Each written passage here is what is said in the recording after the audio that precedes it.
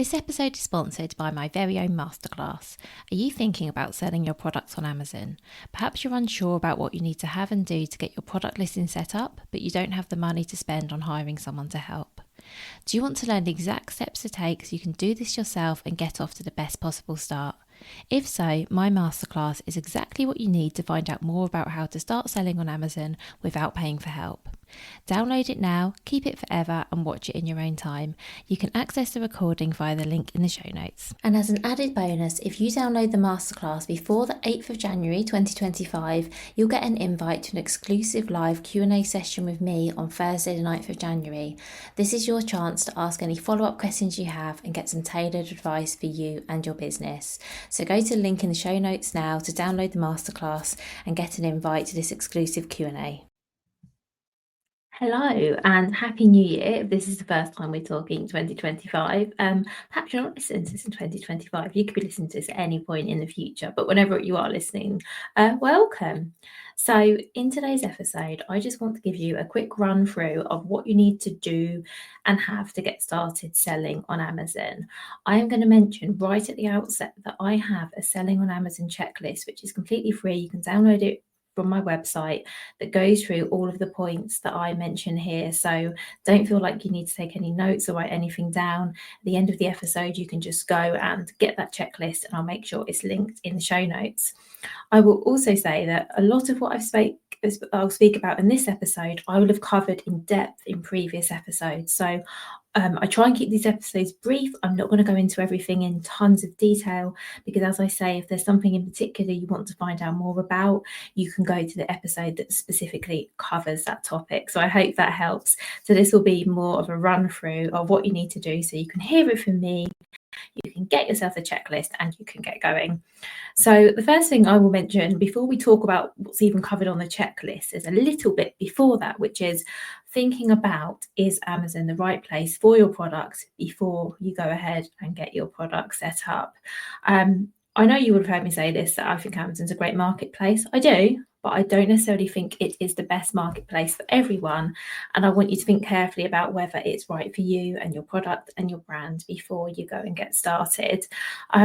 So lots of businesses do really well on Amazon, but there might be a reason that your product would sell better somewhere else. So for example, if you sell a handmade product, you may find that they do better on Etsy. And don't get me wrong, there are handmade sellers that do well on Amazon as well. But that's just one example off the top of my head.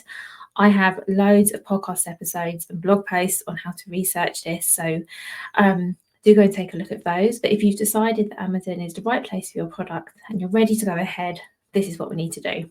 So the very first step is to decide on your Amazon selling plan. So I've done an episode that talks all about this, but also I'll cover this really briefly. So you can have a professional Amazon selling account, which is £25 a month plus VAT. So it's £30 a month in total in the UK.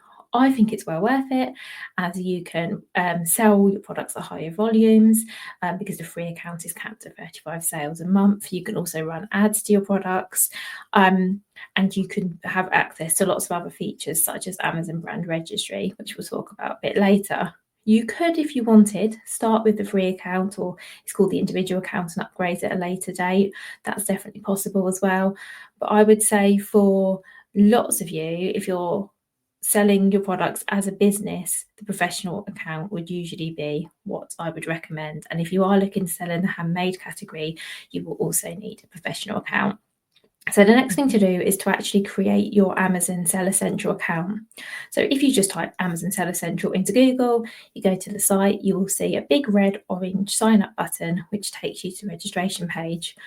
What you need to do here is enter your email address and create a new account. I will say here that if you have a personal Amazon account, so one you use for shopping, for example, on Amazon as a customer, you can use that email address as on your seller account. However, I would suggest keeping them separate if that is a possibility for you. And I know that it won't be a possibility for everyone, but it is for you. I would suggest doing that. Or if you don't have a business email address at the moment, maybe just use a different email address to one you use as a customer, just to keep the two separate. So here's what you'll need to set up your Amazon selling account. As I've said, this is all on my spreadsheet, so you my checklist, sorry, so you don't need to write any of this down, but you'll need a chargeable credit card, you will need valid passport or some sort of national ID that proves who you are. You'll need your company registration details and VAT details if applicable. It's fine if you're not a company, and it's fine if you're not VAT registered, but if you are, you'll need those details. You'll need a phone number Amazon can contact you on. You will need bank account details so you can get paid. And as I say, the checklist details all of this, so you don't need to write it down. And once you've entered all of your personal and billing information, the next step is to name your Amazon store. I suggest just calling it your business name because that will make things a lot simpler in the long run. So the next thing, and this actually isn't on my checklist because this is something that would just happen, it's not something you have to do, is account verification. And this is where Amazon may, not always, but they may contact you and to verify your identity when you are trying to set up an account. So you might be invited to a video call, for example, where they can just see you on the screen and then you hold up some ID. If you're watching me on video, you'll see me pretending to do that. So they can just prove that, yes, you are the person in the ID that you've submitted. This shouldn't cause you any problems at all. It might just add a few more days to the process of getting set up. So just be aware of that. Next thing to think about is choosing your fulfillment method.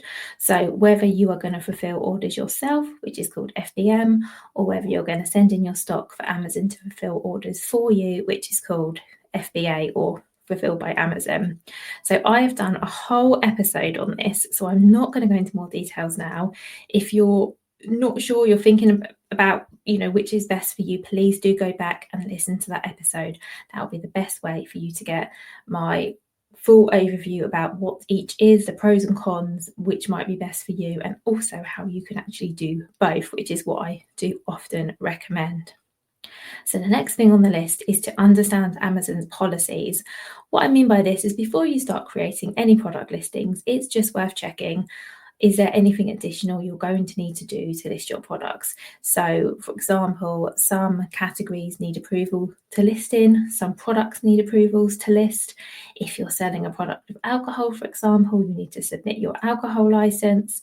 If you're selling cosmetics, then you will need to, or food, you might need to submit a safety data sheet, or food, you need a list of ingredients. And it's just worth knowing this now so you can have everything ready for when you set up your product listings, which is the very next thing we're going to do. So you're all ready to set up your listings, and I've spoken a lot in previous episodes about researching and writing product listings, and I have some blog posts and podcast episodes that you can go and listen to get lots of information on how to do this really well. But let's first talk about what you need to list your products. So you need well-optimized product description text, and this is comprised of a title, 5 bullet points, and some descriptive text. I'm saying some descriptive text quite vaguely because it really depends on whether you have brand registry or not. If you're eligible for brand registry, and I promise we will cover this later, you can have what's called A+ content. So you don't really need to think about the descriptive part of your text for your listing in the same way, because you'll be able to use graphics and images and all kinds of other things. You also need a string of Amazon specific search terms or keywords which are used in the back of your listing to help with SEO. So that's the text part. You'll also need some product photos. So you need one main image that shows the product alone, so not showing anything that isn't sold with it, not in somebody's hand, not being worn by a person, anything like that, on a plain white background with no text, no logos, nothing else. That is a shot you absolutely have to have with each of your products. If your product is something that a customer would appreciate being viewed from different angles, so a shoe, let's say, as an example, you might also want the white shots from showing the front, the back, the side. This is completely up to you. You need that main shot, but after that you need to think about what information does your customer need in order to give them the most information possible so they can decide whether to buy your product, remembering that they're going on the photos and the text alone. I also suggest having a variety of lifestyle shots or infographics, depending on what your product would need. And this obviously depends on what you're selling. The next thing you need to do is think about the name you are putting on your product listing, so the brand name. Now, this is often a name you set your account up with, but it doesn't have to be. Be aware that you may need, it sounds really silly, but you may need approval to sell products under your brand name, even if it is your brand name. This is fairly straightforward and just involves you providing your website if you have one, and some products of your some photos, of your products or your packaging showing the brand name on there. Brand name is actually really important. This is an attribute that can't be changed in the future, so do think about the name that you choose to put on your product listings. You will also need a barcode, so this is an EAN or GTIN for each product you look to sell. And actually, I say each product, this is each SKU. So for example, if you have a product in 5 colours, you will need 5 barcodes. The only place you can buy barcodes from to use on Amazon is gs1.org.uk. And by the way, if you're selling a book, then you'll need an ISBN rather than a barcode. If you're selling products, then GS1 is the place to go and get your barcodes. You will need them unless there is a reason you can apply for an exemption. So for example, if you're selling handmade products wouldn't be expected to have a barcode on. You could apply for an exemption. So that's one example. You may also need safety data sheets. For example, if you sell toiletries, cleaning products, perfumes, that's just a few. You may need to submit a safety data sheet before you can list a product, or potentially you might be able to list it, but when you're looking to send it in for FBA, if that's what you're doing, you might need to send it in at that point. So coming back to what I said earlier about understanding Amazon's policies, doing a little bit of research before you start listing will really help you out here, because you'll understand if this is going to be required or not. So the next step is to configure your shipping settings or set up a plan to send in FBA stock, depending on what you're going to do. So if you're using FBMs when you're fulfilling your own orders, you need to set up your shipping settings. So Amazon needs to know which shipping methods you'll be using, where you'll ship to, so which countries, which regions, and how, and by providing that to Amazon, tripped over my words there, Amazon will then be able to calculate when orders should arrive with customers. So you will see that when you go onto an Amazon products page, it will often give you the estimated delivery date.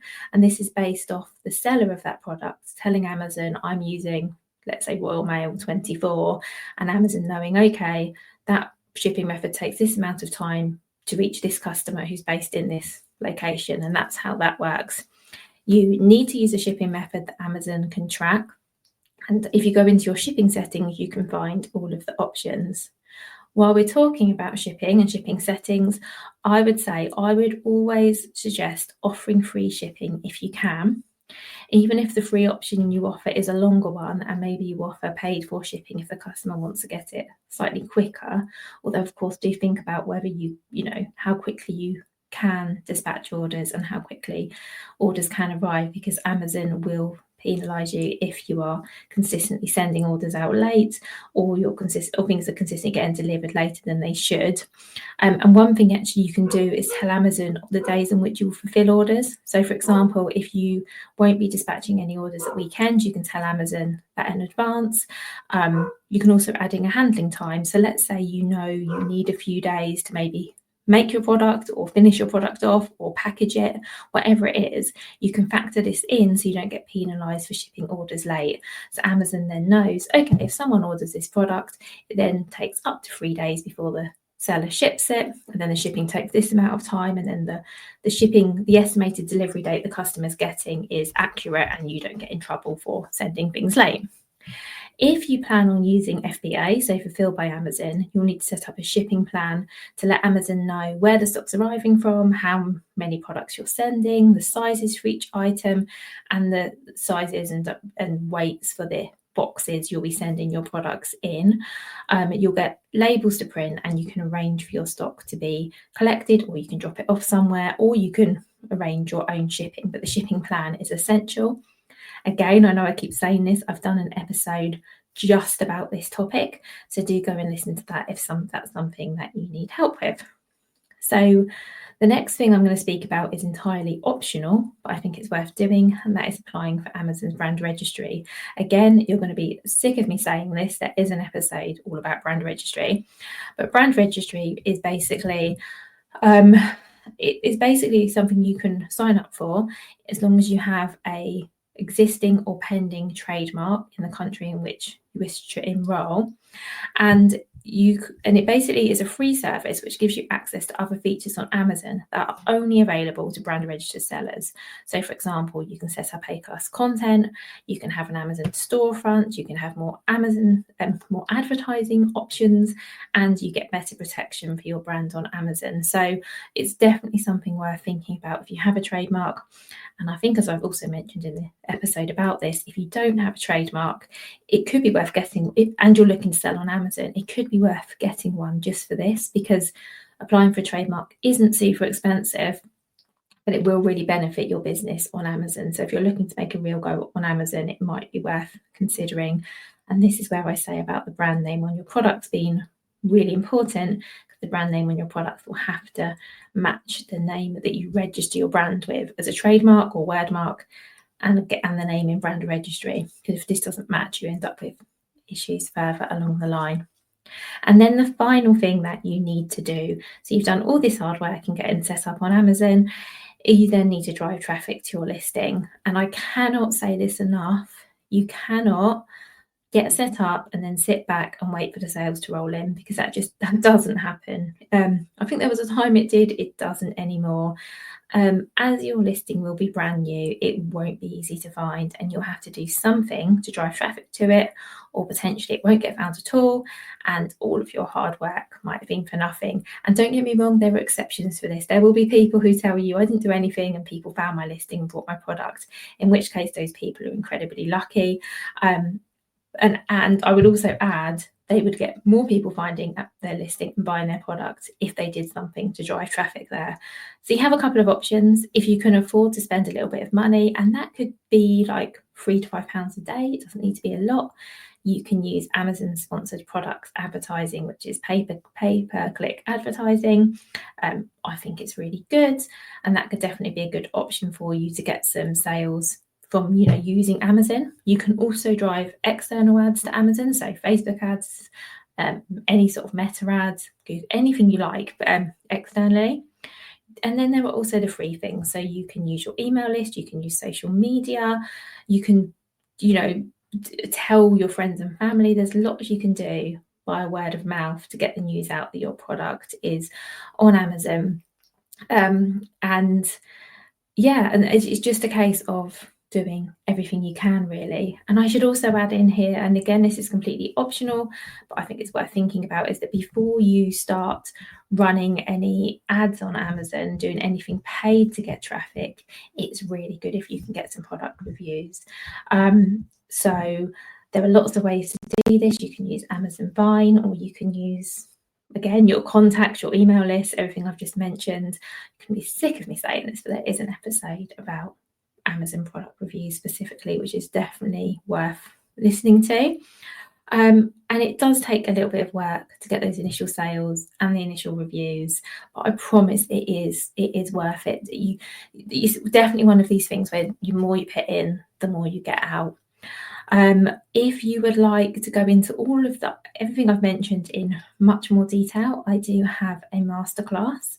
So that's available via my website, and I basically talk through everything that I've talked through here, but in a lot more detail. I have some slides and some visuals for you as well, which also might be really helpful. So you can go to my website and get that, and that's linked in the show notes.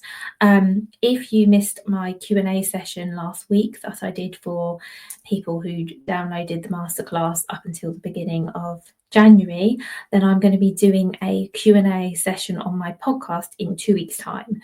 So that will be, I am looking up my calendar, the episode out on the 28th of January is an Ask Me Anything episode. So if you've listened to this, or you've downloaded my masterclass and you've still got some questions, or if you haven't done any of those things and you've got some questions related to selling on Amazon, please do send them to me, vicky@vickyweinberg.com, or send them over on Instagram, whatever you prefer.